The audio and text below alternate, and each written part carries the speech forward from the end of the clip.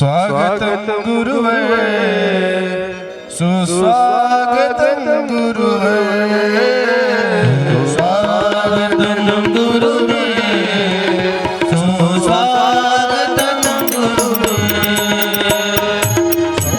स्वागतं सुस्वागतं शरणागतं गुरुवे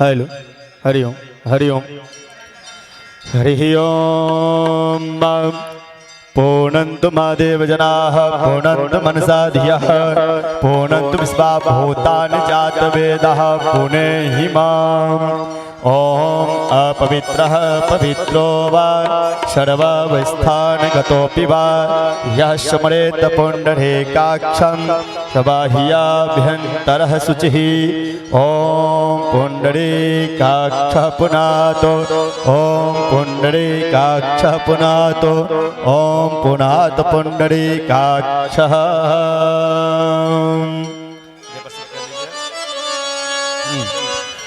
ओम सच्चिदानन्दरूपाय विश्वोत्पत्त्यादिहेतवे तापत्रय विनाशाय श्रीकृष्णाय वयं नमः।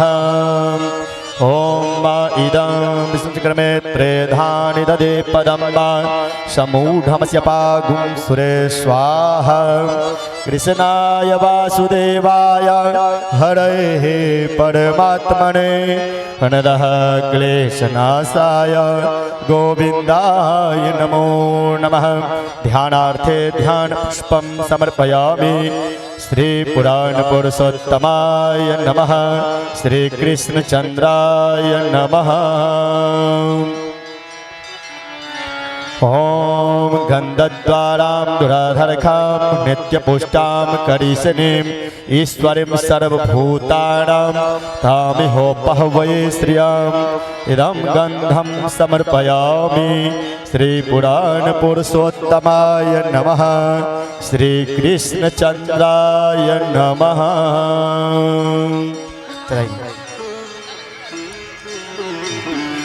ओम माल्यादीनि सुगंधीनि मालत्यादीनि वे प्रभो मया हृतानि पुष्पाणि पूजार्थं प्रतिगृह्यताम् इदं पुष्पमालां समर्पयामि।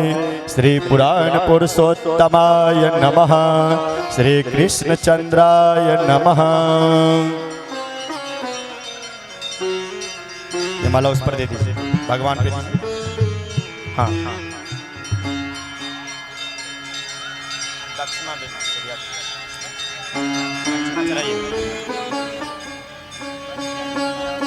ओम हिरण्यगर्भः समावर्तताग्रे भूतस्य जातः पतिरेक आसीत् सदधार पृथिवीं द्यामुते मां कस्मै देवाय हविखा विधिं ओम कृताय पूजाय साधुगुण्यार्थे द्रवदक्षिणाम श्री पुराण पुरुषोत्तमाय नमः श्री कृष्णचंद्राय नमः। ओम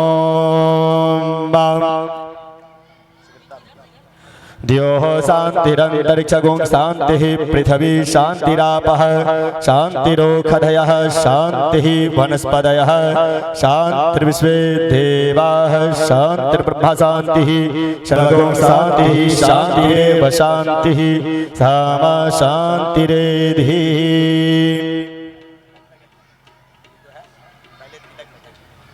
ओम व्यासाय विष्णुरूपाय व्यासरूपाय विष्णवे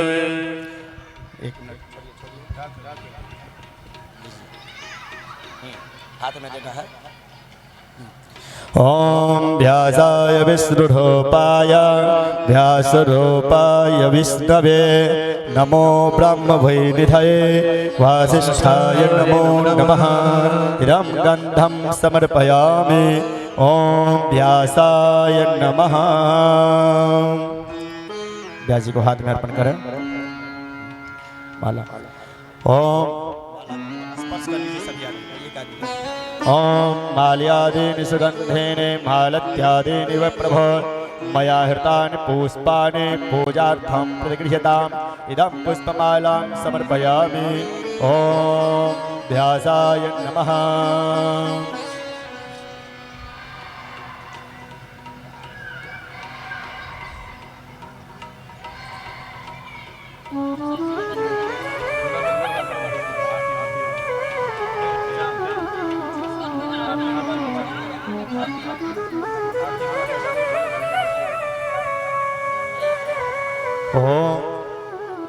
निरन्तरिक्षगुं शान्तिरापः शान्तिरोषधयः शान्तिः वनस्पतयः शान्तिर्विश्वे देवाः शान्तिर्ब्रह्म शान्तिः सर्वगुं शान्तिः शान्तिरेव शान्तिः सामा शान्तिरेधिः। ओम चंद्रमा मनसो जातचक्षुः सूर्यो अजायत श्रोत्राद्वायुश्च प्राणश्च मुखादग्निरजायत।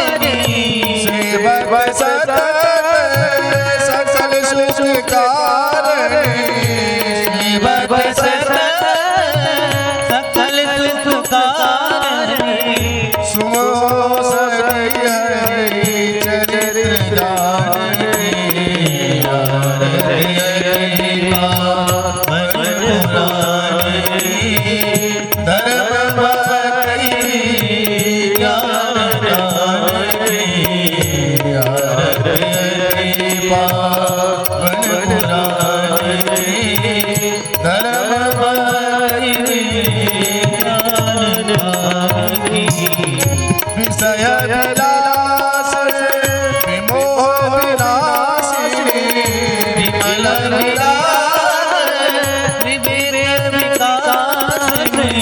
भगवत प्रकाशिनी भगवत रहस्य प्रकाशिनी परम ज्योति परमात्मा ज्ञानी पावन पुरानी धर्म भक्ति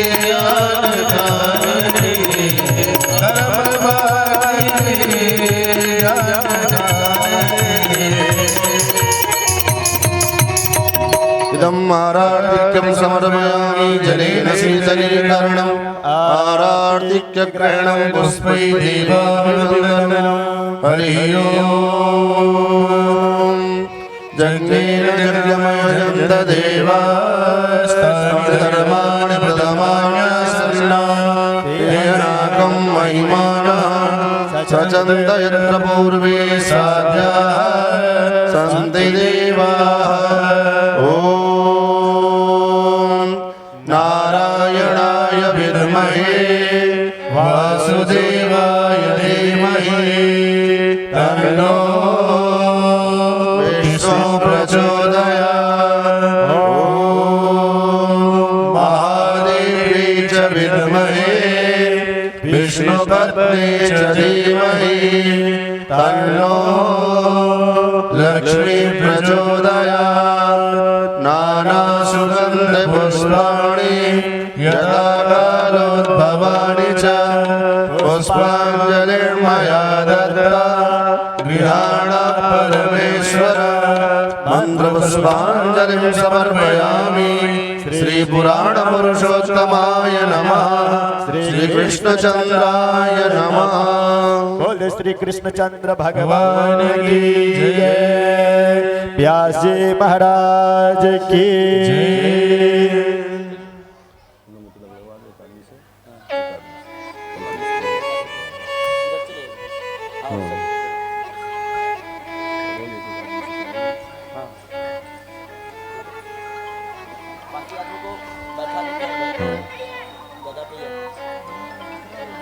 सामने ना इधर से आइए, अभी आगे से मत आइए, पीछे से आइए, पीछे से हाँ सामने देखिए, सामने बच्चे चलिए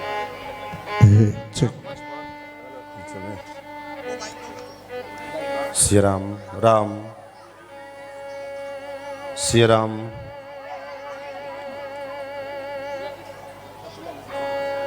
Shri Ram Ram Shri Ram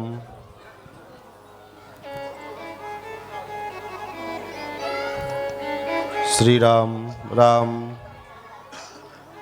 hello hello Shri Ram Ram Radhe bass कम करवा बेस श्री राधे राम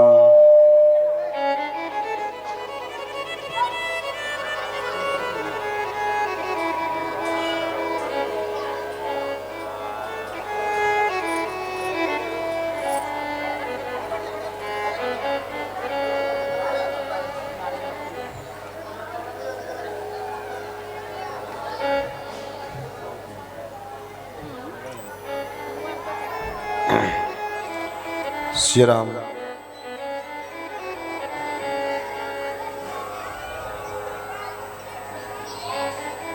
नारायण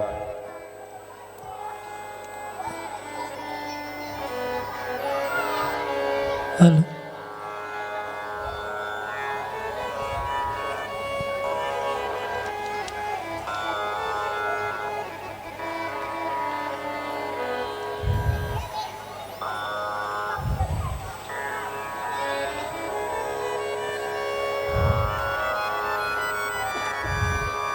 श्री राम राम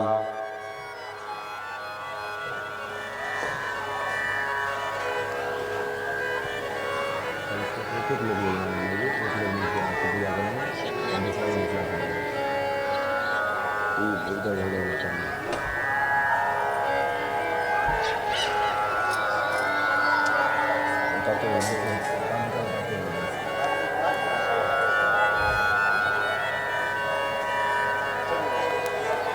नारायण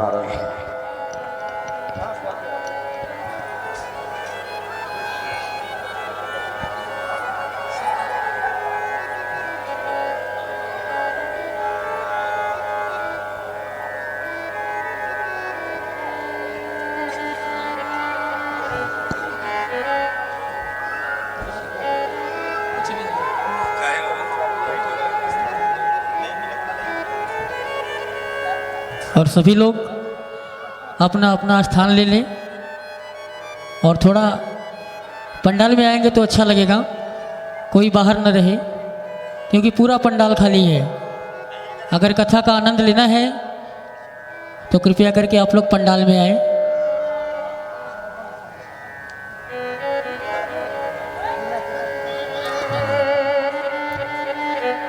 श्री राम राम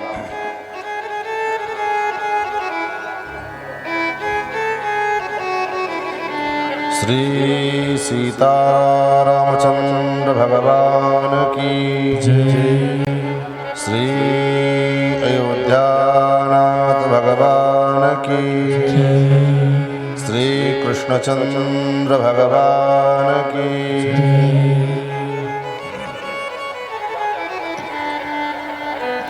हरि ओम।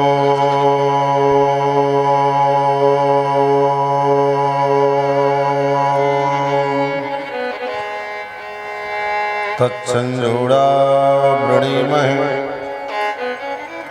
गातुं यज्ञाय गातुं यज्ञपतये नमः। दैवी स्वस्तिरस्तु नः स्वस्तिर्मानुषेभ्यः। ऊर्ध्वं जगातु भेषजम् सन्नो अस्मद्विपदेशं चतुष्पदे। सदसस्वतिमद्भुतं प्रियेमिन्द्रस्य काम्यम्। शनिं मेधामयाशिषं मेधां मे वरुणो ददातु। मेधामिन्द्रश्च वायुश्च मेधां धाता ददातु मे। ऋक्यजुस्सामरूपाय वेदाहरणकर्मणि प्रणवोत्कीतवपुषे महाश्वशिरसे नमः।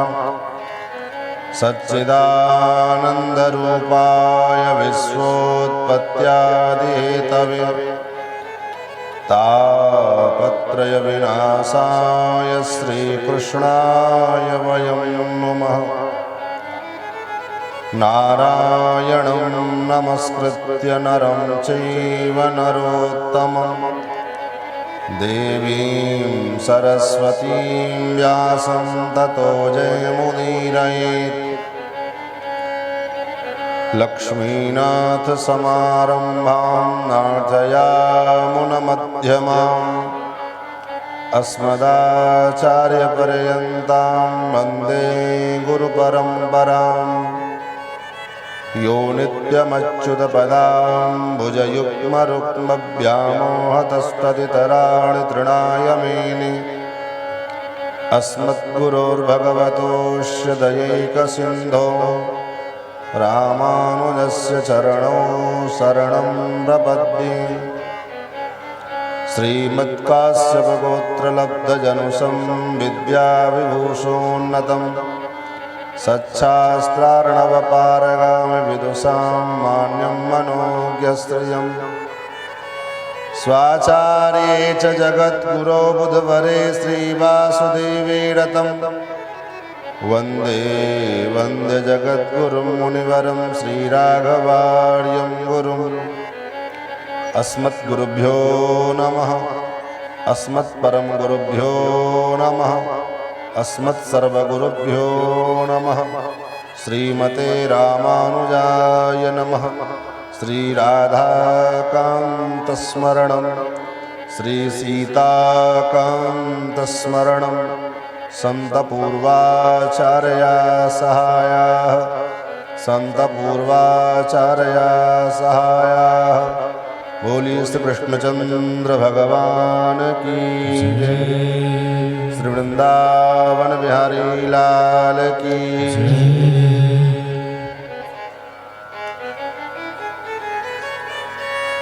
नारायण। भगवान की पावन कथा चर्चा में हम सभी लोग प्रवेश करें। उससे पूर्व आइए दो बार मन और वाणी को पवित्र करने के लिए भगवान नाम संकीर्तन और विशेष बात इस चीज़ का ध्यान रखा जाए। ये सत्संग वाटिका है। ये पांडाल 7 दिन के लिए नहीं है, ये सत्संग वाटिका है। इसको कृपया सत्संग वाटिका रहने दिया जाए, न कि सब्जी बाजार बनाया जाए। इस बात का विशेष ध्यान हमारे कमेटी के सदस्यगण रखें। आइए दो बार नाम संकीर्तन, तत्पश्चात गतिमति के अनुसार भगवान की पावन चर्चा का रसास्वादन श्रवण लाभ हम लोग प्राप्त करेंगे। श्री कृष्ण गोविंद हरे मुरारे, हे नाथ नारायण वासुदेव।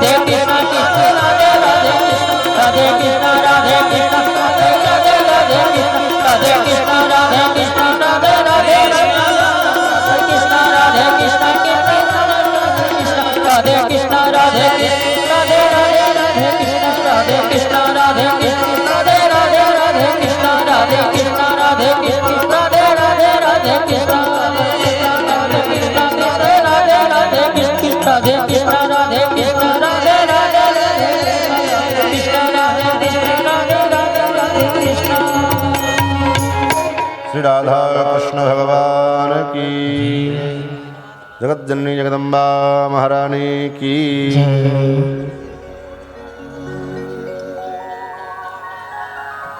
अनंत कोट ब्रह्मांडाधिनायक भक्तवांछा कल्पतरु भक्तवत्सल शरणागत वत्सल सौशील्य वात्सल्य मार्दव आर्जवादि गुणों के संत भगवान नंदनंदन श्याम सुंदर श्री कृष्णचंद्र, जिनकी महती कृपा करुणा के फलस्वरूप आज से 7 दिवस पर्यंत इस पवित्र पंचायती मंदिर पंचदेव जो हैं, जिनकी उपासना हमारे यहाँ शास्त्रों में पंचदेवोपासना का बड़ा महत्व है। ऐसे पंचायती मंदिर, इच्छापूर्ति मनोकामना जय माता दी मंदिर, इनके प्रथम वार्षिक उत्सव के उपलक्ष्य में भगवान के दिव्य गौरव गाथा का रसास्वादन समास्वादन श्रवण लाभ हम लोग प्राप्त करने के लिए यहाँ से उपस्थित हैं। उत्सव का मतलब ही होता है कि उत माने ब्रह्म, और ब्रह्म का जो उतरना, परमात्मा का उतरना ही उत्सव कहलाता है। कलयुग में श्रीमद्भागवत में, श्रीमद्भागवत के महात्म्य में देवर्षि नारद जी ने कहा, अन्य धर्मांस तिरस्कृत्य पुरस्कृत्य महोत्सवान। कलयुग में अन्य धर्मों को छोड़ करके और महोत्सव का पुरस्कार होना चाहिए, क्योंकि उत्सव महोत्सव के द्वारा ही व्यक्ति के अंदर भक्ति का संचार विशेष रूप से होता रहता है। और उत्सव के द्वारा स्थानाधिष्ठात्र जो देवता होते हैं, मंदिर में विराजमान जो उस मंदिर के देवता हैं, देवियां हैं, उनके विग्रह में तेज का आविर्भाव होता है। क्योंकि निरंतर भक्तों के दर्शन से, निरंतर भक्तों के प्रणाम करने से, निरंतर भक्तों के द्वारा भगवान के सामने मनोकामना करने से मंदिर के विग्रह में तेज का क्षय होता है। ऐसे में निरंतर उत्सव चलता रहे, उत्सव के द्वारा उस विग्रह में तेज का आविर्भाव होता रहता है। इसलिए प्रायः दक्षिण के जितने भी मंदिर हैं दक्षिण भारत के, उन मंदिरों में रोज भगवान का उत्सव होता है। आज भगवान का ये नक्षत्र है, आज ये है, कल वो है। हमारे अयोध्या में 12 महीने हैं, उन 12 महीने का भगवान का उत्सव चलता है।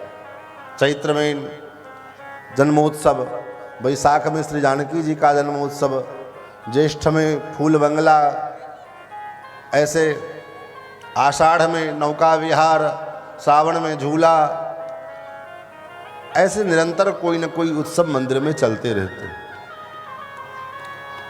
तो उत्सव के माध्यम से हम लोग ये दिव्य ज्ञान यज्ञ का जो समायोजन, जिसके द्वारा हम लोग अपने जीवन को सुकृत बनाने के लिए, सफल बनाने के लिए यहाँ सब उपस्थित हैं। कलिकाल में केवल और केवल एकमात्र ऐसा एक कथा रूपी साधन, जिसके द्वारा हमारा आपका जो मन है, ये मन शुद्ध हो सकता है। और विडंबना ये है, जितना ध्यान हम लोग अपने शरीर के शुद्धि पर देते हैं, जितना ध्यान अपने कपड़े की शुद्धि पर देते हैं, जितना ध्यान अपने जो है चेहरे की चमक के ऊपर देते हैं, उतना ध्यान अगर अपने मन की पवित्रता पर दिया जाए तभी हमारा कल्याण हो सकता है। हमारा कल्याण आपके कपड़े की चमक से नहीं होने वाले, हमारा कल्याण हमारे शरीर की शुद्धि मात्र से नहीं होने वाले, हमारा कल्याण हमारे चेहरे की चमक से नहीं होने वाली है। तब बोले हमारा कल्याण हमारे मन के शुद्धि से होने वाले है, क्योंकि जब तक मन की शुद्धि नहीं होगी तब तक परमात्मा की प्राप्ति संभव नहीं है, भगवान की प्राप्ति संभव नहीं है। भगवान का जो है सूत्र है, भगवान का डिम डिम घोष है। क्या घोष है? भगवान ये नहीं कहते कि तुम्हारा कपड़ा कितना चमक रहा है, भगवान ये भी नहीं देखते तुम्हारा चेहरा कितना चमक रहा है, भगवान ये भी नहीं देखते कि जो है तुम दिखते कितने स्मार्ट हो, कितने खूबसूरत हो। तब बोले भगवान क्या देखते हैं? बोले भगवान एक चीज देखते हैं, हमारा मन कितना पवित्र है। निर्मल मन जन सो मोहि पावा, निर्मल मन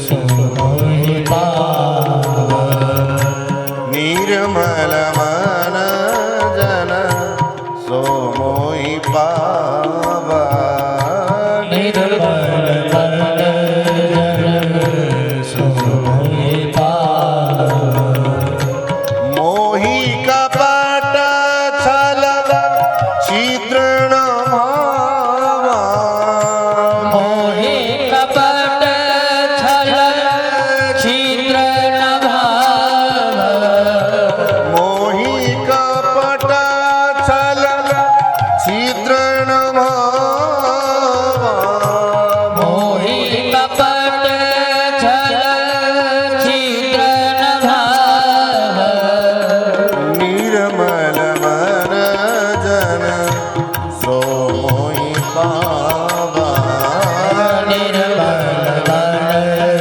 सो मोहि पावा, निर्मल मन जन सो मोहि पावा, निर्मल मन सो मोहि पावा। निर्मल मन। भगवान की दृष्टि हमारे मन के ऊपर है, इसलिए शास्त्रों में बारंबार जगह जगह केवल मन की निर्मलता की बात कही गई, शारीरिक निर्मलता की बात नहीं कही गई है। शारीरिक निर्मलता तो सेकेंडरी है, दूसरे स्थान पे। आप कितना भी नहा करके धो करके पवित्र होकर के सुंदर नया वस्त्र पहन करके आप जाइए, लेकिन उसके बाद भी जब पूजा करने के लिए बैठोगे तो पंडित जी कहते हैं हाथ में जल लो। बोले काहे के लिए? बोले शरीर शुद्धि करो। बोले अभी तो नहा धो के आए महाराज, नहाया धो करके आए, नया कपड़ा पहन करके आए, अभी बिल्कुल पवित्र है। बोले फिर भी कोई बात नहीं, नहा धो करके तो आप आए लेकिन अभी भी शुद्ध नहीं हुए। शरीर शुद्धि करो। और वो शरीर शुद्धि के लिए क्या करना पड़ता है? बोले ओम अपवित्र पवित्रो वा सर्वावस्थांगतोऽपि वा यस्मरेत पुंडरीकाक्षम स्वाह्याभ्यंतरः शुचि, यह स्मरेत पुंडरीकाक्षम। मैं आपको आज पहले दिन बता दूं, क्योंकि बाद में किसी का आशा टूटे तो फिर वो बहुत खराब होता है। आप जो कुछ आशा लगाए बैठे हों और वो आशा हम पूरी न कर सकें तो फिर आपको भी कष्ट होगा, इसलिए पहले ही मैं बता दूं आपको। हम लोग जिस परंपरा से दीक्षित हैं, जिस गुरु के कृपा पात्र हैं और जिस गुरु के आश्रय में 15-20 वर्ष व्यतीत किया, उन गुरु की कृपा ऐसी है और उनका परंपरा ऐसा है कि जो है शास्त्र सम्मत जो बातें हैं, चाहे वो सामने कोई बैठा हो उसको बोलो, और कथा के माध्यम से केवल शास्त्र की चर्चा करो। समाज का क्या डिमांड है उससे कोई बहस नहीं। मंच के माध्यम से डिमांड पूरा करना ये नाचने वालों का काम होता है, धर्माचार्य का काम नहीं है। तो इसलिए आप अगर मनोकामना लिए बैठे हो कि महाराज हमको नचावें, तो नचाने के लिए तो नचनियाँ काफ़ी है। चूँकि ये व्यासपीठ है तो व्यासपीठ से आपको जो है शास्त्र सम्मत जो बातें होंगी जिससे हमारा कल्याण होने वाला है वो बात मैं आपको सुनाऊंगा। इसलिए शास्त्र हमारा जो कहता है, हमारे क्योंकि हम मनुष्य बने हैं, मानव हैं, और आप विचार करके बताइए, आप कहेंगे, आपसे मैं पूछना चाहता हूं, देश का संविधान कानून जो है सब पर लागू होता है, सबके लिए बराबर है, लेकिन अगर कोई किसी को मार देवे उसको कानून के तहत फांसी होगी, जेल होगा, सजा मिलेगी। लेकिन वहीं कोई हिंसक जीव अगर किसी को मार देवे तो क्या उसको कानून सजा देगा? नहीं दे सकता। कोई कुत्ता या कोई शेर या कोई हिंसक जीव के द्वारा किसी व्यक्ति की मृत्यु हो जाए तो क्या कानून उसको फांसी की सजा सुनाएगा कि इसको फांसी दे दिया जाए? क्यों? देश का कानून है सभी जीवों के लिए बराबर है। बोले नहीं नहीं, सभी जीवों के लिए बराबर नहीं, केवल वो मनुष्य के लिए है। उसी प्रकार जैसे देश का संविधान, देश का कानून केवल मनुष्य के लिए है, उसी प्रकार से धर्म का जो संविधान है वो भी मनुष्य के पालन के लिए है। शास्त्र जो है क्या है? यही तो संविधान है, यही कानून है। और इसकी जानकारी, इसका ज्ञान आज के लोगों में, आज के परिवेश में इतना न्यून हो गया है, इतना कम हो गया है। और कम होने का कारण भी यही है कि लोग को ज्ञान नहीं चाहिए, लोगों को ज्ञान नहीं चाहिए। भक्ति के मार्ग में भी भक्ति तो हम कर रहे हैं, लेकिन वास्तविक भक्ति क्या है वो पता नहीं है। भक्ति में भी प्रदर्शन चल रहा है, भक्ति में भी देखा देखी चल रही है, भक्ति में भी अज्ञानता के कारण, चाहे न जानकारी होने के कारण, जो भी कारण बने, लेकिन जो हम जिसको भक्ति मान करके कर रहे हैं वो भक्ति नहीं, अपितु हमारे लिए वो अधर्म हो रहा है। इसलिए कहा इतिहास पुराणाभ्याम वेद शास्त्र विधिम बिना केवल आहेत की भक्ति उत्पाताय विकल्पते।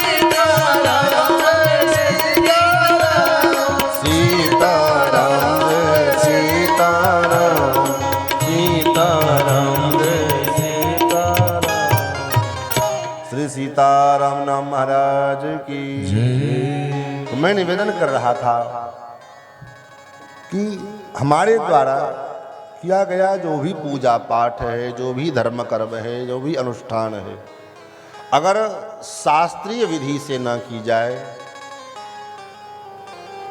तो उन सब कर्मों का कोई मायने नहीं होता। जैसे प्रैक्टिकली प्रायोगिक रूप से आप विचार करके देखिए, अगर खेत में आपने बीज बोया, कोई किसान खेत में बीज बोए और अगर खेत सही नहीं है तब भी वो बीज अंकुरित नहीं होगा, अथवा बीज गड़बड़ है तब भी वो बीज अंकुरित नहीं होगा, अथवा बीज डालने की जो प्रक्रिया है वो अगर सही नहीं है तब भी वो बीज अंकुरित नहीं होगा। तीनों परिस्थिति में बीज का अंकुरण संभव नहीं है। उसी प्रकार से भक्ति के मार्ग में, धर्म कर्म के मार्ग में भी अगर आप धर्म कर्म कर रहे हैं और आपके करने की जो प्रक्रिया है ये अगर सही नहीं है तो आपकी प्रक्रिया के सही न होने के कारण आपको सफलता नहीं मिलेगी, अथवा आपकी प्रक्रिया सही है, आप जो उसमें उस कर्म के प्रयोग में जो वस्तु का उपयोग कर रहे हैं वो अगर सही नहीं है तब भी आपके धर्म कर्म का फल प्राप्त नहीं होगा, अथवा विधि जो शास्त्र सम्मत है उस विधि का अगर लोप हो गया तब भी वो कर्म का फल संभव नहीं है। तो इन तीनों परिस्थिति में हम क्या करें? बोले इन तीनों परिस्थितियों को जानने के लिए, समझने के लिए प्रयास करें। बोले महाराज अब तो 55 वर्ष बीत गए, 40 वर्ष बीत गए, अब उतना फुर्सत कहाँ है, बच्चे का भरण पोषण करें, नौकरी करें, ड्यूटी करें कि जो है अब शास्त्र पुराण उल्टा ले जाएं। बोले कोई बात नहीं, उसकी भी व्यवस्था है। बोले इसीलिए तो सत्संग की आवश्यकता होती। सत्संग में आओ, क्या होगा सत्संग में आकर के? बोले सत्संग में आकर के तुम्हारे जीवन का जितना भी संदेह है, तुम्हारे जीवन का जितना प्रश्न है, जिज्ञासा है, अथवा जो भी ज्ञान विज्ञान की बातें सीखनी है वो सब सत्संग में आकर के प्राप्त हो जाएगा। क्योंकि सत्संग एक ऐसा संस्थान है जो महाराज यहाँ आकर के सभी शास्त्र, आप न वेद पढ़ पाओगे न पुराण पढ़ पाओगे, लेकिन सत्संग के माध्यम से उन वेदों की बात, वेदों ने क्या कहा, सब पुराणों ने क्या कहा है, शास्त्रों ने क्या कहा है, इतिहास ने क्या कहा है, एक ही बात को अनेकानेक शास्त्रों के द्वारा आपको सत्संग में आकर के प्रमाण के साथ प्रस्तुत मिलेगा। तो आपके जो अंदर जिज्ञासा है उन जिज्ञासाओं का शमन होगा। क्योंकि सत्संग को कल्प वृक्ष कहा गया है। सत्संग क्या है? ये भागवत क्या है? श्रीमद् भागवत को वेद व्यास जी ने कल्प वृक्ष कहा। निगम कल्प तरुर गलितम फलम सुखमखाद मतद्रव संयुतम। ये निगम रूपी जो वेद है उसका कल्प वृक्ष है। कल्प वृक्ष रूपी वेद रूपी कल्प वृक्ष का फल है ये। इसलिए इस भागवत को सुनो। इस भागवत में सबका जो है प्रवेश है, सबको सुनने का अधिकार है। और जो इससे जुड़ेगा, भगवान की कथा से, भगवत चर्चा से जो जुड़ता है उसी के जीवन में आनंद होता है। बाकी धन से आप सुख खरीद सकते हो, सुख के संसाधनों को आप खरीद सकते हो, लेकिन वो सुख का जो अनुभव है, आनंद, उस आनंद को आप नहीं खरीद सकते। धन के द्वारा आप मकान बना सकते हो, लेकिन उस मकान में रह करके आनंद पूर्वक कैसे जिया जाए ये आपको किसी मार्केट में नहीं मिलेगा। दुनिया के किसी मार्केट में चले जाओ, नहीं मिल सकता। भोजन तो आप धन के द्वारा प्राप्त कर सकते हो, ला सकते हो, लेकिन भोजन के बाद जो आनंद है उस आनंद को आप कहीं भी किसी मार्केट में चले जाओ नहीं मिलेगा। तब बोले भजन जो है भगवान का, वो आनंद जो है वो आनंद कहाँ मिलेगा? बोले जब भगवान से जुड़ोगे तभी आनंद मिलेगा, क्योंकि जिसका भगवान से संबंध होता है वही जीवन में आनंदित होता है और वो हर घड़ी में आनंद में रहता है। ये भी नहीं कि चलो 2-4-10 मिनट के लिए आनंद हुआ और फिर आनंद फीका पड़ गया, नहीं।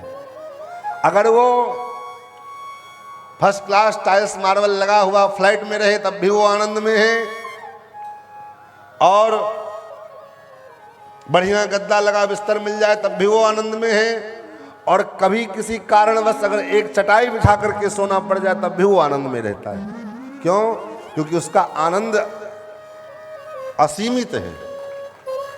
आपका पैसे के द्वारा, धन के द्वारा खरीदा गया आनंद सीमित है, लेकिन परमात्मा से जुड़ने के बाद, सत्संग से जुड़ने के बाद जो आनंद की प्राप्ति होती है वो आनंद असीमित होता है, उसका कोई सीमा नहीं होता।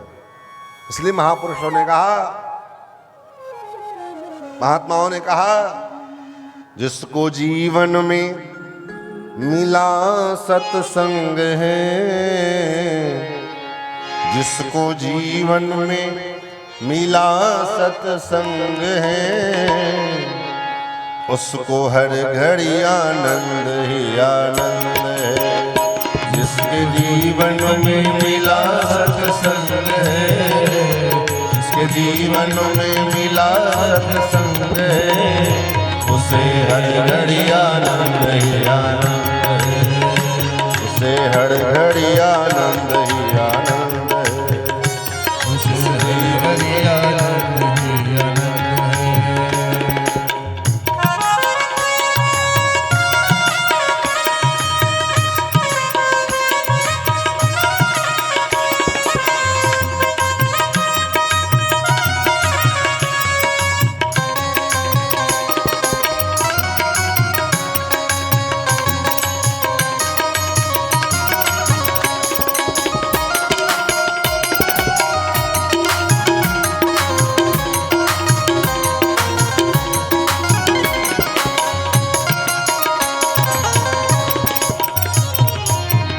जिसका जीवन सच्चाई में ढल गया, उसके पापों का पर्वत भी गल गया।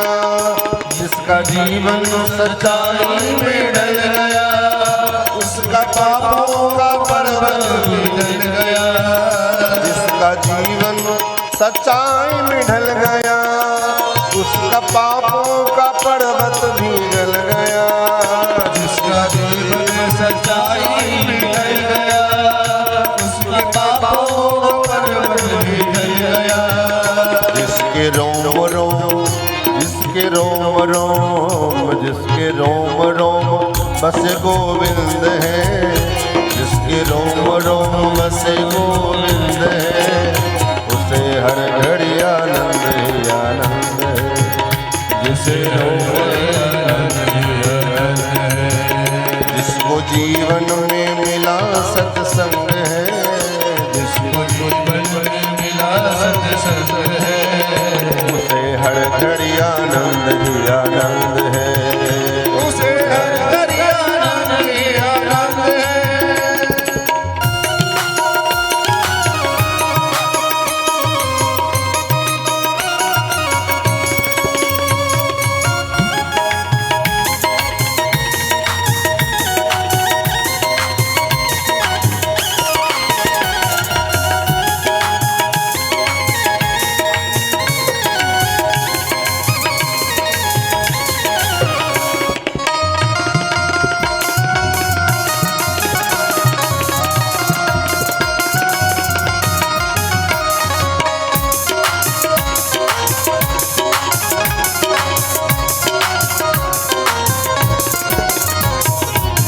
जिन जिन महापुरुषों ने भगवान से नाता जोड़ा, आप प्रमाण देख लीजिए। यहाँ उदाहरण दे रहे हैं महाराज। उदाहरण क्या दे रहे हैं?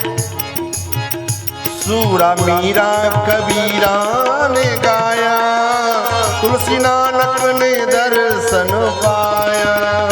सूर मीरा कबीरा ने गाया, तुलसी नानक ने दर्शन पाया।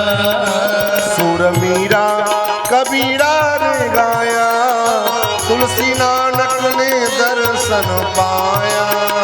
सुरवीरा वीरा ने गाया, तुलसी नानक ने दर्शन पाया। जिनके हृदय में, जिनके हृदय में, जिनके हृदय में राम नाम बंद है, जिसके हृदय में राम नाम बंद है, जिनके हृदय में राम नाम बंद है, जिसके हृदय में राम नाम बंद है, उसे हर घड़ी आनंद ही आनंद है, उसे हर घड़ी आनंद ही आनंद है, उसे हर घड़ी आनंद ही आनंद है, उसे हर घड़ी आनंद ही आनंद है।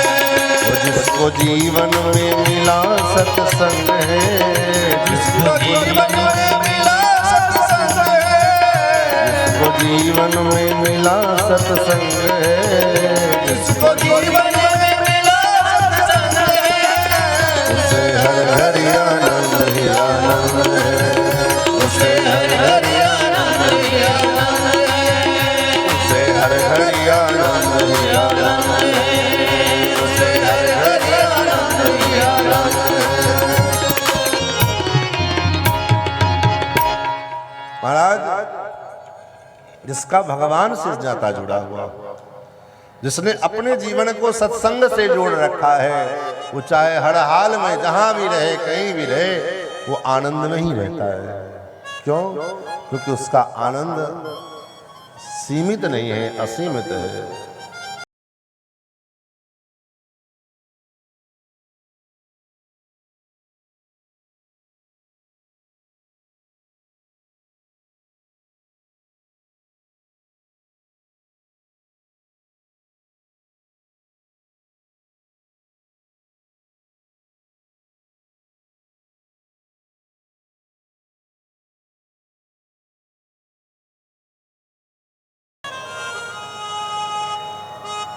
तो इस सत्संग के द्वारा ही और वर्तमान में कलिकाल में मन को निर्मल बनाने वाला, सूत जी से शौनकादि ऋषियों ने प्रश्न किया, कलयुग आ रहा है महाराज, इस कलिकाल में प्रायः जीव आसुरी प्रवृत्ति के हो जाएंगे। जीव का केवल एकमात्र लक्ष्य रहेगा, क्या लक्ष्य? बोले किसी भी प्रकार से अपना और अपने परिवार का पेट भर ले, और पता नहीं वो पेट कितना बड़ा होगा। उस पेट के भरण पोषण के लिए व्यक्ति न जाने कौन कौन से कुकृत्य करेगा, चोरी करेगा, डाका डालेगा, हत्या करेगा, लूट करेगा, बेईमानी करेगा, सारे कुकर्म व्यक्ति करने को हम तैयार हो जाते हैं। किसके लिए? कारण क्या है? बोले एकमात्र कारण है उदर पूर्ति, पेट भर, पेट का भरण। महाराज, उदरम भरिणो जीवा वराकाः कूट भाषिणः। और ये उदर भरने की जो प्रवृत्ति है, ये आपके हमारे अंदर कोई नई प्रवृत्ति नहीं है। जन्म जन्मांतर से वो प्रवृत्ति चली आ रही है, और उसमें उस प्रवृत्ति को बढ़ाने के लिए बचपन से मनुष्य के योनि में जैसे आए, आते ही बचपन से माता पिता बचपन से उसी की प्रवृत्ति की सिखाते हैं। बेटा पढ़ो लिखो, क्यों? बोले पढ़ोगे नहीं तो फिर बनोगे क्या, बनोगे नहीं तो फिर खाओ भी होगे। बालक अभी होश नहीं संभाला, 3 साल 4 साल का हुआ नहीं, तब तक क्या हुआ? वो स्वामी जी महाराज पहले 500 वर्ष पहले लिख देते। वो स्वामी जी महाराज लिखते, मातु पिता बालकन बोलावे, मातु पिता बालकन बोलावे, मातु पिता बालकन बोलावे, मातु पिता बालकन बोलावे, उदर भरहि सोई धर्म सिखावही, उदर भरहि सोई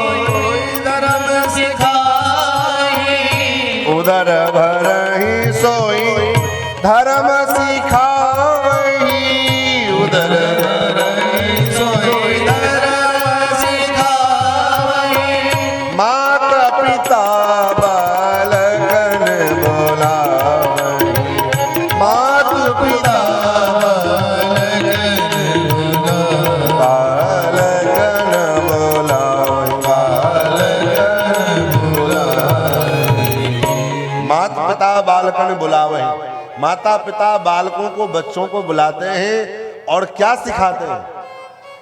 हम बच्चों को क्या सिखाते हैं? बालकाल से बच्चे को हम ये नहीं सिखाते कि कृष्णाय वासुदेवाय हरे परमात्मने प्रणतः क्लेशनाशाय गोविंदाय नमो नमः, ये शिक्षा नहीं दे पाते। बेटा सीताराम सीताराम बोल, राधे राधे बोल, इसमें प्रसन्नता नहीं होती है।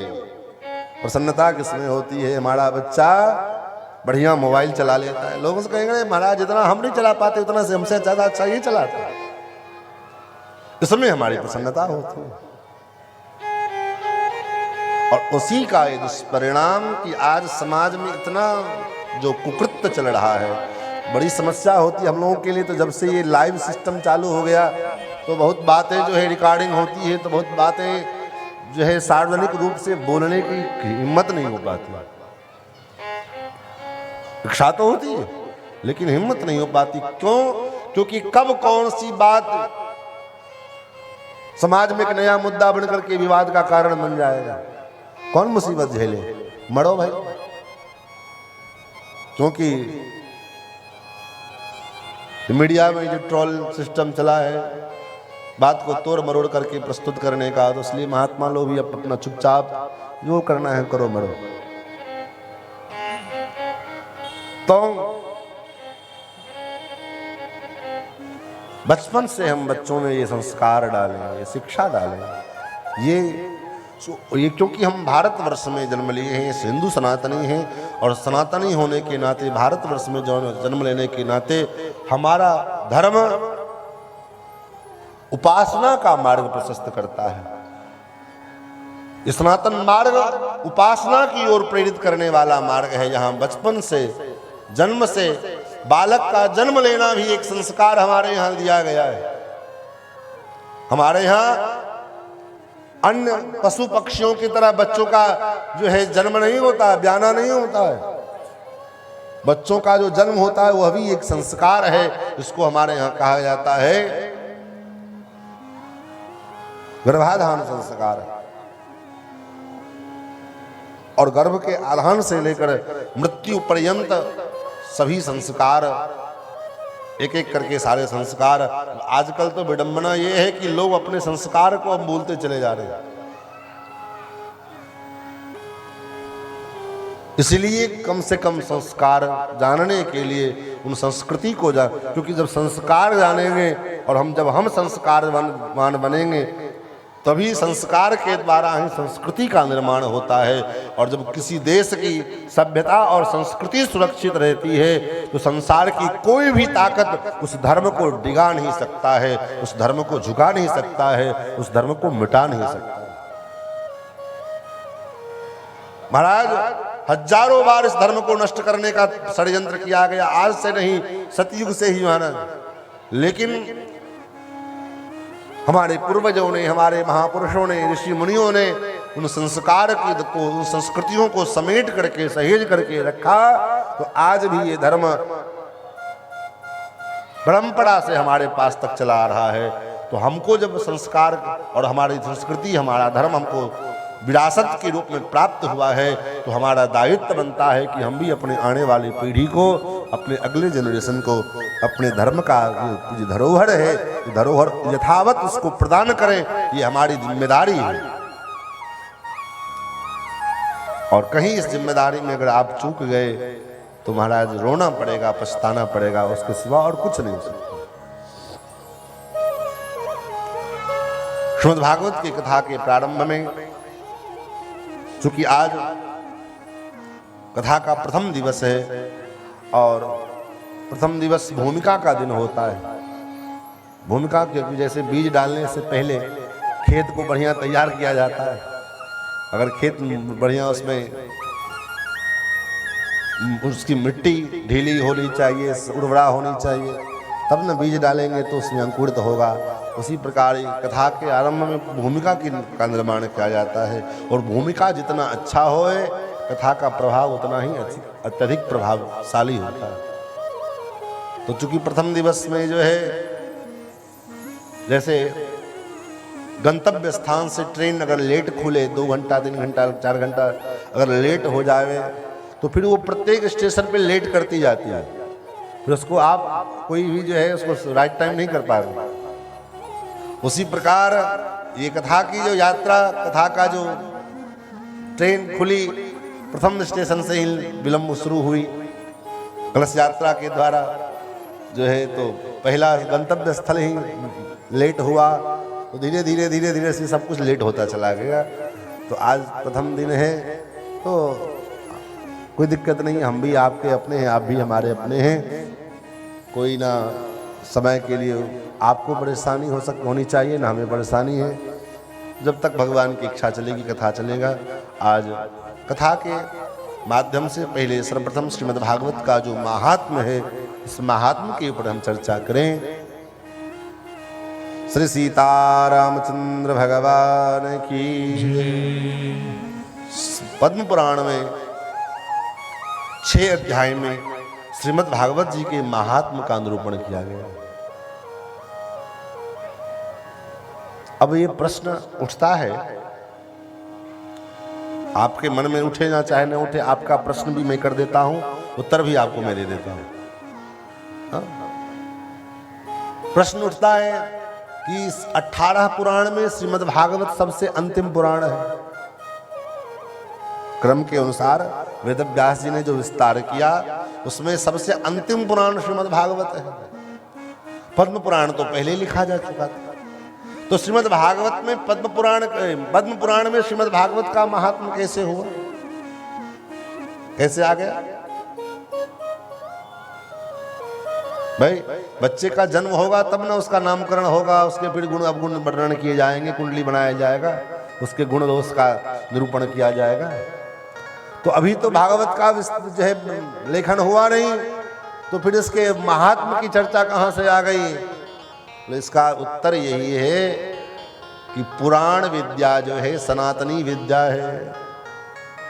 ये भागवत वेद व्यास जी ने विस्तार जरूर किया है, लेकिन ये भागवत का निर्माण वेद व्यास जी ने नहीं किया है। वेद व्यास जी ने विस्तार किया है। ये भागवत तो तब से है जब से ये सृष्टि है। जब से सृष्टि का प्रारंभ हुआ तब से श्रीमद् भागवत जी विराजमान हैं। कैसे? बोले महाराज, सर्वप्रथम सृष्टि के आरंभ में ही ब्रह्मा जी को भगवान नारायण ने चतुश्लोकी भागवत का उपदेश किया। अहमेवासमेवाग्रे नान्यद्यत सत्सत्परम पश्चादहम विदेतच्च यो वशिष्येत सोऽस्म्यहम् हृतेर्थम यत् प्रतीयेत न प्रतीयेत चात्मनि। इस चतुश्लोकी भागवत के रूप में महाराज ब्रह्मा जी को संग भगवान नारायण ने प्रदान किया था। तो जब से ये सृष्टि की परंपरा चली आ रही है तब से ये श्रीमद् भागवत चले आ रहे हैं। इसलिए ये भागवत कोई नई वेद व्यास जी ने लिखी कलयुग में, द्वापर में आकर के ऐसा नहीं। द्वापर में वेद व्यास जी ने भागवत का विस्तार किया। द्वापर में श्रीमद् भागवत जी का विस्तार किया गया। और पुराण विद्या सनातनी कैसे है? बोले पुराण अगर सनातनी न होते तो पुराणों का रचना, पुराणों का प्रणयन वेद व्यास जी ने द्वापर में किया है। और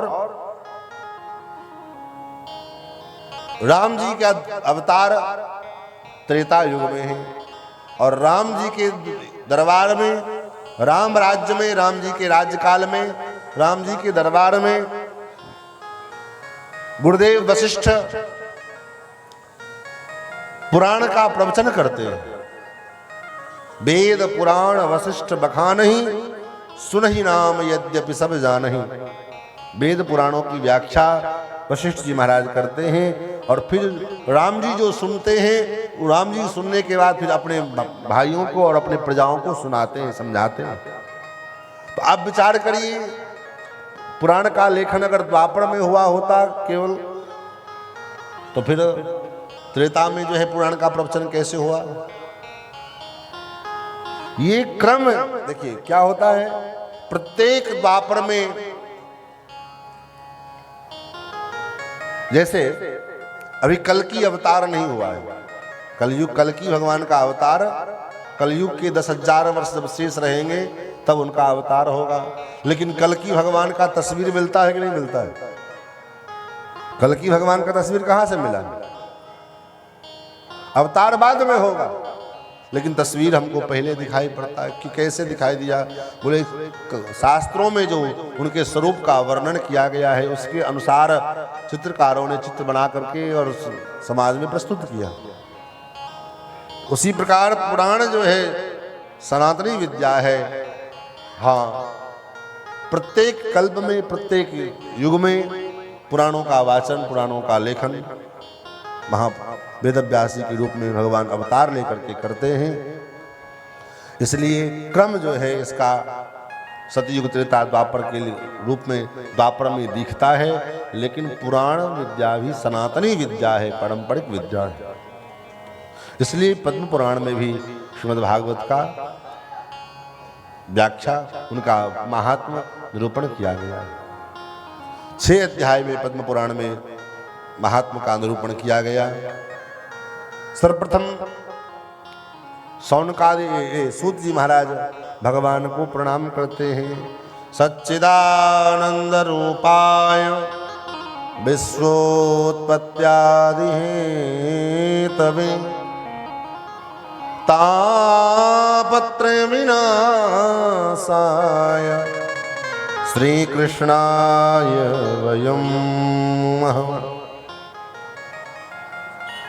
सतचिद और आनंद स्वरूप परमात्मा जो सतघन, चिदघन और आनंद घन है, ऐसे सच्चिदानंद जो परमात्मा जो सृष्टि की उत्पत्ति, पालन और संहार करते हैं, इस संपूर्ण सृष्टि की उत्पत्ति, पालन और संहार के जो मूल कारण हैं, ऐसे जो परमात्मा हैं, उन परमात्मा के चरणों में जो हमारे आपके जीवन के जो 3 प्रकार के ताप हैं, दैहिक, दैविक, भौतिक जो ताप, इन तीनों प्रकार के तापों को दूर करने वाले हैं, समन करने वाले हैं, ऐसे जो परमात्मा, उन परमात्मा के चरणों में हम सब शरणागति करते हैं, नमस्कार करते हैं, प्रणाम करते हैं। क्योंकि बिना भगवान की शरण में गए, बिना भगवान की शरणागति किए बिना जीव का कल्याण कभी भी संभव नहीं है। कितना भी हाथ पैर मार लो, लेकिन एक ना एक दिन यहां पर आना पड़ेगा। बड़े से बड़े ज्ञानी, विज्ञानी, अध्यात्मवादी और आधुनिकवादी, इन लोगों के द्वारा अनुभव में किया गया कि एक ना एक दिन इस सत्य को सभी को स्वीकार करना पड़ेगा। और यही अंतर होता है अध्यात्म और आधुनिकता में। आध्यात्मिकता और आधुनिकता में क्या अंतर है? अब प्रश्न, फिर आप कहेंगे आधुनिकता क्या होती है, आध्यात्मिकता क्या होती है? बोले आध्यात्म का मतलब भगवत भक्ति, भगवत भजन, कीर्तन, ये आध्यात्म है। और आधुनिकता क्या है? बोले आधुनिकता का मतलब संसार के जो होटलबाजी करना, सिनेमा देखना, हाँ, जो ऐस मौज, जो संसारिक विषय वासना है, इसको आधुनिक कैटेगरी में रखा गया। इस दोनों में क्या अंतर है? बोले दोनों में यही अंतर है। क्या अंतर है? बोले आध्यात्म के मार्ग में जब हम पहुंचते हैं तो मन में ये भावना होती है, ओह बहुत विलंब हो गया, बहुत पहले आ जाना चाहिए था इस भक्ति के मार्ग में, और पहले क्यों नहीं आए? और कुछ दिन पहले आ जाते तो इसका इतना आनंद है इसमें। और ये आनंद दिन ब दिन बढ़ता है, दिनानुदिन बढ़ता जाता है, घटता नहीं है। इसलिए तो मीरा जी ने कहा इस भक्ति के आनंद के कैसा आनंद है, दिन दिन बढ़त सवायो, ये दिनानुदिन बढ़ता जाता है। इसकी विशेषता है, न कोई खर्च है इसमें, इसको जितना लुटाओ इतना ये बढ़ता जाएगा। दुनिया का ऐसा कोई धन देखा है आपने जितना लुटाते जाओ खर्चा, और लुटाने पर घटेगा कि बढ़ेगा? अगर आपके पास करोड़ों की संपत्ति है, उसको आप दोनों हाथ से लुटाने लगोगे तो घटेगा कि बढ़ेगा? घटेगा। लेकिन ये ऐसा धन है कि इस धन की ये विशेषता है कि इसको जितना लुटाओ उतना बढ़ता है। इसमें न घटने की चिंता है, न कोई लूटने वाला है, न चोरी करने वाला है। ऐसा धन है। कैसा धन है? मीरा जी का भाव है, पायो जी मैंने नाम रतन धन पायो, पायो जी मैंने नाम रतन धन पायो, पायो जी मैंने राम रतन धन पायो, पायो जी मैंने राम रतन धन पायो, पायो जी मैंने राम रतन धन पायो, पायो जी मैंने राम रतन धन पायो। वस्तु अमोलिक दी मेरे सदगुरु, वस्तु अमोलिक दी मेरे सदगुरु, वस्तु अमोलिक दी मेरे सदगुरु, वस्तु अमोलिक दी मेरे सदगुरु, वस्तु अमोलिक दी मेरे सदगुरु, वस्तु अमोलिक दी मेरे सदगुरु। कृपा करी अपनायो, पायो जी मैंने कृपा करी अपनायो, पायो जी मैंने राम रतन धन पायो, पायो जी मैंने राम रतन धन पायो। और विशेषता क्या है इस धन का? मीरा जी कहती मैंने अनुभव किया है, खर्चे न खोटे चोर न लूटे, खर्चे न खोटे चोर न लूटे, खर्चे न खोटे चोर न लूटे, खर्चे न खोटे चोर न लूटे, अनुदीन बढ़त सवायो, पायो जी मैंने अनुदीन बढ़त सवायो, पायो जी मैंने राम रतन धन पायो, पायो जी मैंने राम रतन धन पायो, पायो जी मैंने राम रतन धन पायो, पायो जी मैंने राम रतन धन पायो। ऐसा ये राम रत्न रूपी धन है। इसलिए ये आध्यात्मवाद है, इसको आध्यात्मिकता कहते हैं। इसमें आनंद दिनानुदिन बढ़ता है और आधुनिकता से दिनानुदिन मन उबता है। होटल में खाना कितना अच्छा बना हो, एक दिन अच्छा लगेगा, 2 दिन खाने में अच्छा लगेगा, 3 दिन अच्छा लगेगा, लेकिन फिर 4थे दिन कहोगे अरे यार रोज रोज खाते खाते मन उब गया, राव बंद करो। लेकिन वही जो भगवान का भोग लगाया, सुखर रोटी चावल दाल साग, रोज भगवान को भोग लगे, रोज खावे, रोज कभी मन नहीं उबता है। लेकिन होटल में 10 दिन अगर लगातार खा ले तो मन उब जाए। क्या है? बोले आधुनिकता है। आधुनिकता में अगर जितना आप आगे बढ़ोगे, मन आपका उससे उतना विरत होता चला जाएगा। और आध्यात्म में, आध्यात्म के ठीक में इसके विपरीत होता है। आध्यात्म के मार्ग में आप जितना आगे बढ़ोगे, उसमें उतना ही मन जो है और आनंद को प्राप्त करेगा। और होगा, और करें और करें, और कथा सुनने में, और कीर्तन करें, और भजन करें। यही आध्यात्मिकता में और आधुनिकता में अंतर है। आधुनिकता से व्यक्ति उबता है और आध्यात्मिकता में आदमी को मन बढ़ता जाता है, मन लगता जाता है। ये अंतर दोनों में है। तो इस आध्यात्म जगत के में आज अभी ये जो वातावरण पूरा आज सवेरे से किंचन नगर छेड़ी आध्यात्मिकता के इस वातावरण में डूबा हुआ है। कितना आनंद में डूबा। और यही आध्यात्मिकता का परिचय है। नहीं तो आप विचार करिए, जो आदमी बिना चप्पल के एक कदम नहीं चल सकता और आज किलोमीटर लगभग 2 किलोमीटर बिना चप्पल पर लिए इन कंकड़ पथरीले और जो है नुकीले मार्ग पर धूप में जो है मटका लिए हुए चले हैं, आज क्यों चले? ये आध्यात्मिक शक्ति है, इसी का नाम आध्यात्मिक ऊर्जा है। वैसे आप चलना चाहो तो नहीं चल पाते। यहां से मुख्य सड़क पर जाना पड़े तो आदमी को सोचना पड़े बिना चप्पल के कैसे जाएं। मजबूरी अलग हो तब तो कोई बात नहीं, लेकिन आध्यात्मिक ऊर्जा जो है ये व्यक्ति के भीतर, वो जब आध्यात्मिक संसार की ओर हम प्रवृत्त होते हैं तो ऊर्जा हमारे भीतर काम करने लग जाती है। भगवान की शरणागति हम करें इसलिए ताकि तापत्रय विनाशाय, 3 प्रकार के जो हमारे भीतर के ताप हैं, दैहिक, दैविक, भौतिक ताप, इन तीनों प्रकार के तापों का भगवान शमन करते हैं।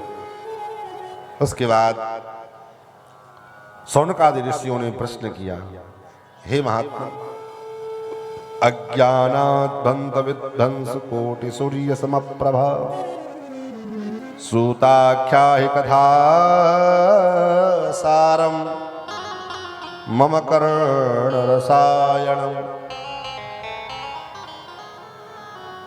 हे सूत जी महाराज,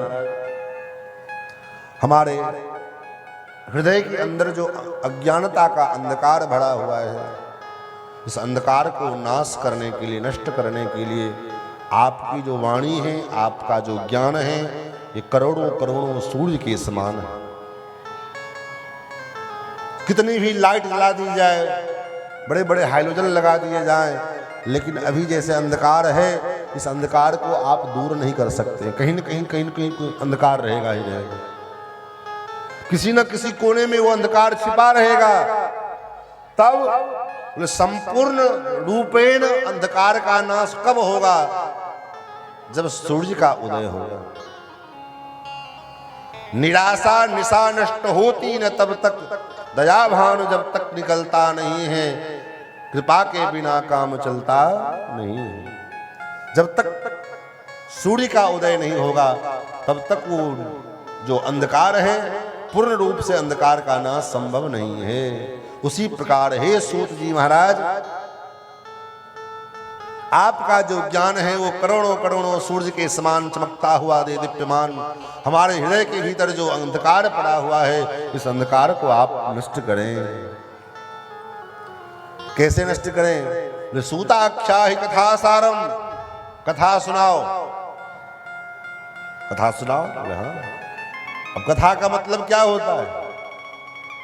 अगर शाब्दिक रूप से अर्थ अगर विचार करें तो कथा का अर्थ होता है कथ्यते इति कथा, जो आप बात करते हैं आपस में, ये भी कथा है।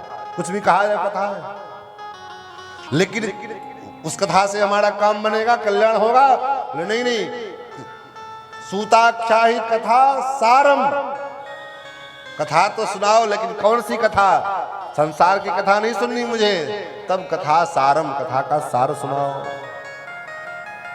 कथा का सार क्या है? कथा का सार क्या है? बोले कथा का सार तो भगवान के चरित्र है, भगवान का नाम है, भगवान के गुणानुवाद है। क्योंकि संसार में जो भी है वो क्या है? वो सब असार है। देहात में आप लोग जानते होंगे, कहते हैं ना, लकड़ी, कोई आदमी लकड़ी खरीदने जाए फर्नीचर बनाने के लिए तो कहेंगे इसमें सार क्या है? लकड़ी में सार है कि नहीं है? उसी को सारिल भी कहीं कहीं बोलते हैं। सारिल ठीक है, सार है, इसमें सार है तब तो ठीक है, नहीं तो लकड़ी बेकार है। बिना सार की लकड़ी संसार में बेकार है। इसलिए संसार क्या है? बोले असार है, जग असार है। और सार क्या है? बोले सार तत्व परमात्मा है। जग असार में सार रसना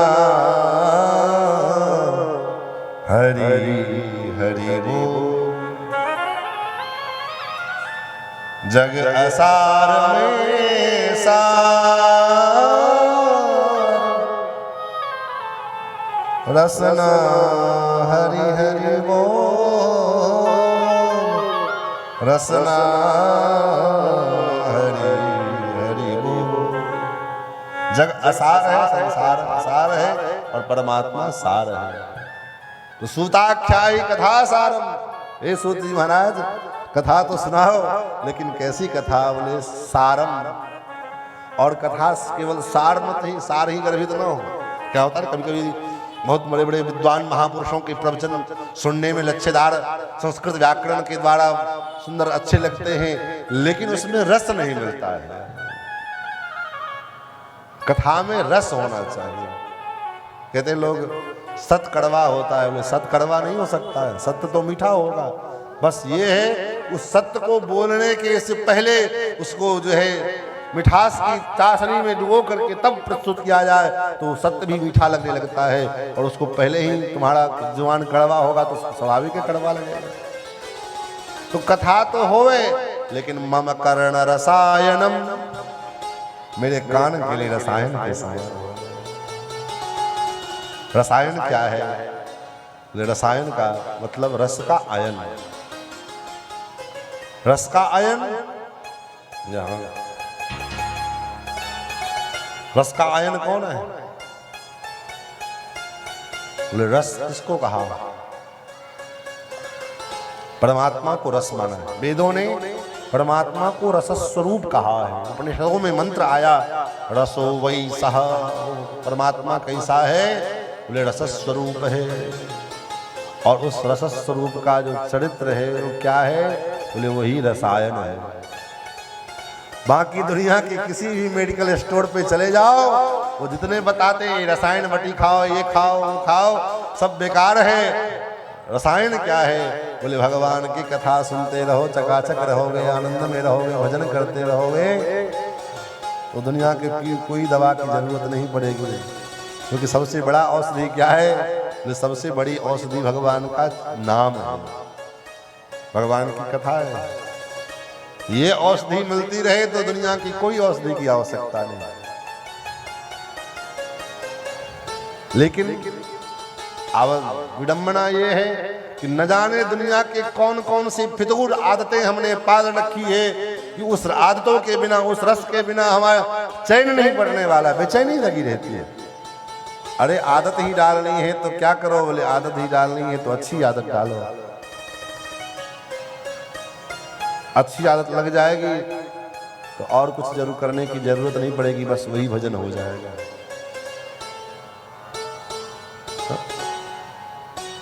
अरे आदत, अच्छी आदत क्या है? बोले अच्छी आदत है भगवान के चरित्रों को सुनने का अभ्यास बने, भगवान के नाम कीर्तन का करने का अभ्यास बने। वो बना नहीं दिखाने के लिए। भले हम और आप डीजे पर में, डीजे की धुन पर में आप कूद ले, उछल ले, नाच ले, शरीर को जो है एकदम थका दो, लेकिन वो भक्ति नहीं हो जाएगी। भक्ति का मतलब, प्रहलाद जी महाराज कहते हैं कि भक्त का मतलब क्या होता है? बोले वो भक्त तो वो है वागद्गदा द्रवते यस्य चित्तम। वाग गदगदा, वाणी गदगद हो जाएगा। वागद्गदा द्रवते यस्य चित्तम, जिसका चित्त भगवान के चरित्र को सुन करके द्रवित हो जाएगा।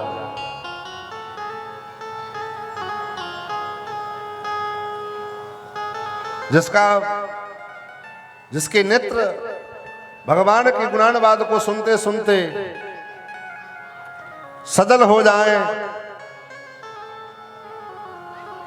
और कभी वो नाचने लग जाए,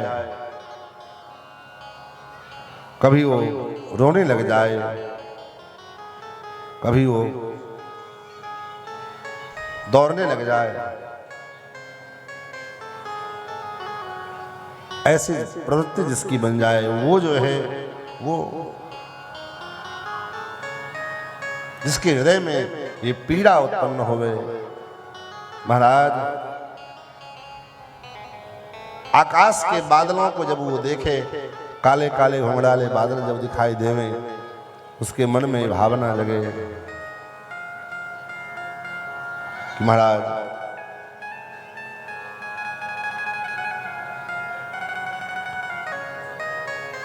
घन तो आ गए, ये काले काले घन तो दिख रहे हैं, लेकिन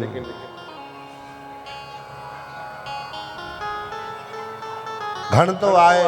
जैसे गोपियां श्याम सुंदर की प्रतीक्षा करती हैं, जहां कोई काली वस्तु दिखाई देवे तो दौड़ पड़ती है, वहां जाती है, श्याम सुंदर दिखाई नहीं पड़ती तो रुदन करने लगती है। आकाश के काले काले बादलों को देखती हैं तो आकाश के उन काले काले बादलों को देख करके मन में प्रेरणा, मन में इच्छा होती है,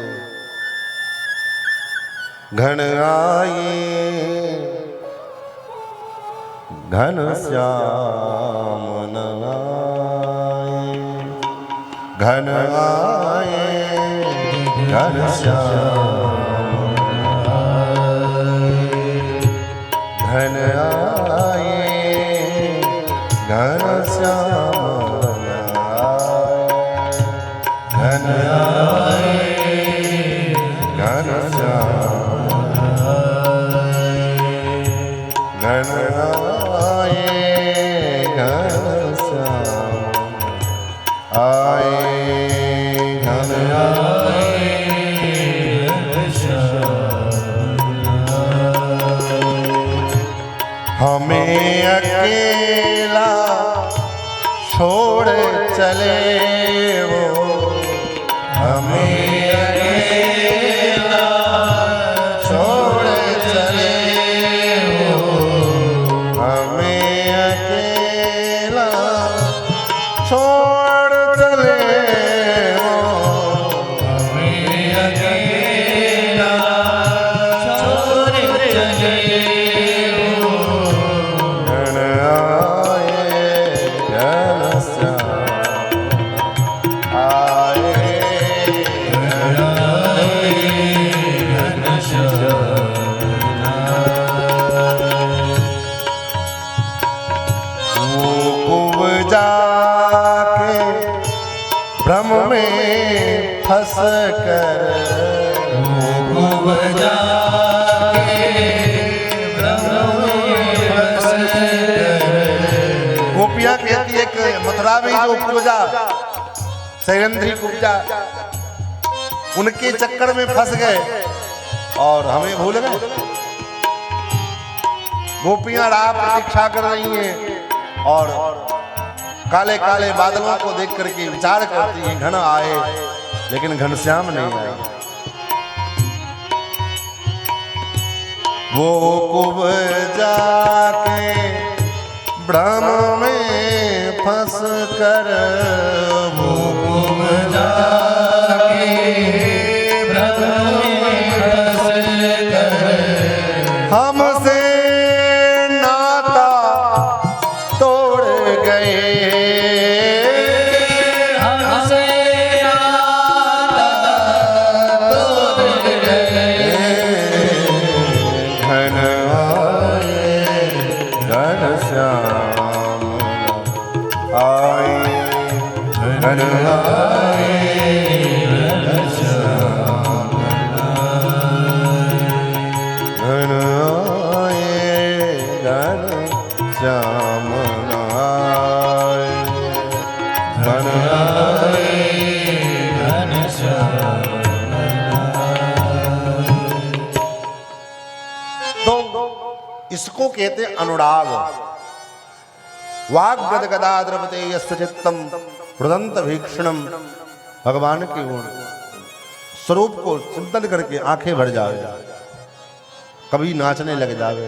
और जब वो भक्त नाचता है उसके नाचने में और डीजे वाले को नाचने में, दोनों में अंतर होता है। महाप्रभु जी जब हरि बोल कहते हुए, हरे कृष्ण कहते हुए जब नाचते हुए हाथ घूमते हुए चले, तो पीछे से जो है पशु पक्षी भी उनके इस नृत्य को देखकर भाव में डूब जावे और वो भी उनके पीछे पीछे डोलने लग जावे। वो तरंग और कभी वो हंसने लग जावे, कभी वो गाने लग जावे। ये भक्ति का, भक्त का जो स्वरूप है वो स्वरूप का वर्णन किया महाराज। ऐसे कथा सुनाओ जिससे भक्ति ज्ञान और वैराग्य का संवर्धन हो, विवेक का वर्धन हो। और सबसे अंतिम में ये बात कही कि श्री कृष्ण प्राप्ति करम शाश्वत, श्री कृष्ण की शाश्वत प्राप्ति। हे महाराज, हे सूत जी, श्री कृष्ण की शाश्वत प्राप्ति हो जावे ऐसी कथा आप सुनाओ। ये शाश्वत प्राप्ति क्या होती है? शाश्वत प्राप्ति क्या ध्रुव जी को नहीं हुई? क्या प्रहलाद जी को नहीं? बोले नहीं, वो शाश्वत प्राप्ति नहीं हुई। ध्रुव जी के लिए भगवान आए, दर्शन दिए, दे करके चले गए। प्रहलाद जी के पास आए, दर्शन दिया, वरदान दिए, चले गए। शाश्वत प्राप्ति का मतलब क्या है? तो शाश्वत प्राप्ति का मतलब कि भगवान कभी हमसे दूर हो ही नहीं, कभी हम भगवान से दूर हो ही नहीं, ऐसी प्राप्ति हो जावे। वो प्राप्ति कैसे होगी? बोले कथा के माध्यम से। वो प्राप्ति क्या है? जो प्राप्ति गोस्वामी तुलसीदास जी महाराज को हुई। कैसे? सिया राम में सब जग जानी, करो प्रणाम जोर जुग पानी। सिया राम में सत्संग के द्वारा एक ऐसी दृष्टि प्राप्त हो गई कि जिस दृष्टि के द्वारा संसार में कोई ऐसा जगह ही नहीं बचा जहां पर राम, सीताराम जी ना दिखाई देंगे। इसी का नाम है शाश्वत प्राप्ति। शाश्वत प्राप्ति मीरा को हुई, जिस मीरा ने कहा जिधर देखा उधर पाया झलक घनश्याम प्यारे की। जित देखो तो और सखीरी, सामने मेरे सांवरिया। इसी को कहते हैं शाश्वत प्राप्ति। ये दृष्टि प्राप्त हो जाए, ये नजरिया प्राप्त हो जाए कि जिधर दृष्टि पड़े उधर घनश्याम ही दिखे। इसलिए तो कहा देखन को घनश्याम की मूर्ति। घनश्याम की मूर्ति देखने के लिए नेत्र होना चाहिए। किसी ने पूछा कैसा नेत्र होना चाहिए? कौन सा लेंस लगा हो उस नेत्र में, कौन सा चश्मा लगा हो उस नेत्र में? बोले देखन को घनश्याम की मूर्ति, चाहिए सूर्य की आंधनी आंखें। घनश्याम की मूर्ति देखने के लिए सूरदास की अंधी आंख चाहिए। ये आंख, जिन आंखों से हमने कूड़ा कबाड़ा देखा, जिन आंखों से हमने संसार के विषय वासनाओं को देखा, उन आंख से हम परमात्मा को देखें ये संभव नहीं है। इसके लिए तो इन आंखों में सुरमा लगाना पड़ेगा, ममीरा लगानी पड़ेगी। ममीरा क्या है, ये सुरमा क्या है? बोले श्री गुरु पदनक मणिगण ज्योति सुमरत दिव्य दृष्टि ही होती। गुरुदेव के चरणार विंद के रज जो है उसका सुरमा बना करके आंखों में लगाना पड़ेगा। सूझे राम चरित मणि माणिक, गुप्त प्रकट जहां जो जही खानिक। श्री गुरु पदनख मणिगण ज्योति सुमिरत दिव्य दृष्टि ही होती। गुरु जी के पदनख मणि चंद्रिका के स्मरण मात्र से ऐसी दिव्य दृष्टि प्राप्त हो जाएगी जिसके द्वारा भगवान के उस दिव्य स्वरूप का अनुभव हो जाएगा। इसलिए तो कहा भक्ति के मार्ग में जब तक गुरु का वर्ण नहीं करोगे, मंदिर में धूप दिलाते रहो, दीप दिखाते रहो, घंटा ठोकते रहो, कभी काम बनने वाला नहीं है। भगवान आपके सामने खड़े रहेंगे, लेकिन जब तक गुरु की कृपा नहीं हो जाएगी तब तक जो है भगवान को आप पहचान नहीं पाओगे, भगवान को आप पकड़ नहीं पाओगे। इसलिए भक्ति है आपके मन में, आप भक्त हो भगवान के, भक्ति खूब आप करते हो, लेकिन गुरु की कृपा अगर सामने प्रस्तुत नहीं हुई आपके ऊपर में, तब तक जो है आप भगवान की अनुभूति नहीं कर सकते हो। पर प्रमाण गोस्वामी तुलसीदास जी महाराज, सामने भगवान खड़े हैं, बाबा चंदन दे दो। बाबा तिलक घिस रहे थे, बाबा चंदन दे दो। दोनों राम लक्ष्मण दोनों भैया बालक के रूप में सामने आए। बाबा चंदन दोगे? हाँ हाँ क्यों नहीं देंगे।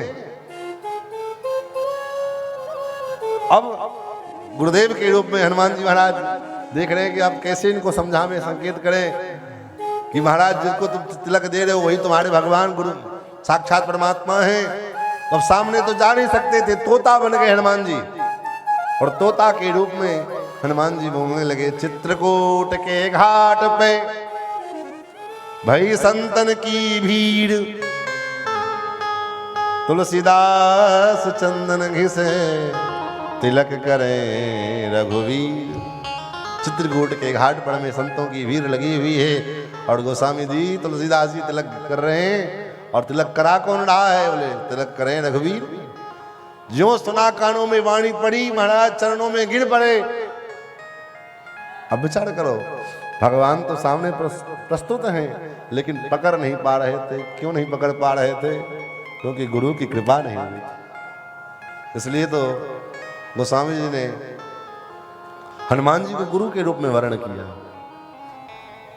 जय जय जय हनुमान गोसाई, जय जय जय हनुमान गोसाई, जय जय जय हनुमान गोसाई, जय जय जय हनुमान गोसाई। कृपा करो गुरुदेव की नाई, कृपा करो गुरुदेव की नाई, कृपा करो गुरुदेव की नाई, कृपा करो गुरुदेव की नाई। जय जय जय हनुमान गोसाई, जय जय जय हनुमान गोसाई, हनुमान गोसाई, हनुमान गोसाई। जय जय जय हनुमान गोसाई, कृपा करहु गुरुदेव की नाई। तुम्हारा सौनक जी कहते हैं, सूत जी गुरु की कृपा हो जावे तो क्या संभव है? तो चिंता मणिर्लोक सुखम। एक पत्थर होता है स्वर्गलोक में जिसका नाम है चिंतामणि। तो चिंतामणि की क्या विशेषता है? तो चिंतामणि की विशेषता है कि वो लोक सुख, संसार का सुख दे देगा आपको। उसके सामने जो चिंतन करोगे वो संसार का सुख ये चाहिए तो दे देगा। चिंतामणिर्लोक सुखम। और एक वृक्ष है जिसका नाम आप लोग सुने होंगे, कल्प वृक्ष, जो स्वर्ग में ही वो भी प्राप्त होता है। कल्प वृक्ष की क्या विशेषता है? बोले कल्प वृक्ष